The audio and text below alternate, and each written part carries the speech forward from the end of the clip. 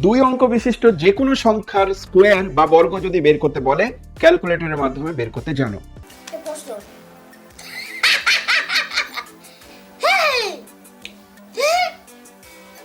কিন্তু দুই অঙ্ক বিশিষ্ট যে কোনো সংখ্যার বর্গ শর্ট ট্রিকের মাধ্যমে করা যেতে পারে।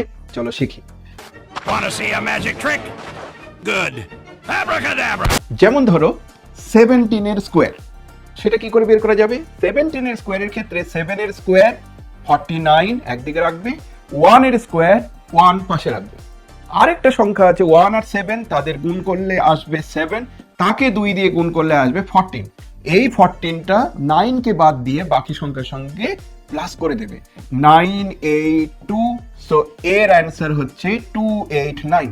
17 এর স্কোয়ারের শর্ট ট্রিক।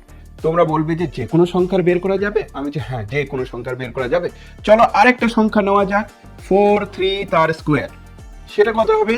43 স্কোয়ারের ক্ষেত্রে আমরা বলবো 3 এর স্কোয়ার 9, কিন্তু সেখানে একটা শূন্য নিতে হবে, 09। আর 4 এর স্কোয়ার মানে 16 নিয়ে নিলাম। তার সঙ্গে আর কি নিতে হবে? আরেকটা নিতে হবে 4 ইন্টু 3, অর্থাৎ এই দুটো সংখ্যার গুণ, তাকে 2 দিয়ে গুণ।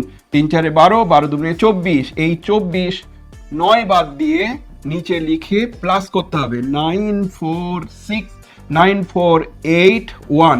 অ্যান্সার হবে 1849। এইভাবে যে কোনো সংখ্যার বর্গ আমরা বের করতে পারবো। তোমরাও নিজে নিজে ট্রাই করতে পারো। ভালো লাগলে লাইক অ্যান্ড শেয়ার করো। Thank you.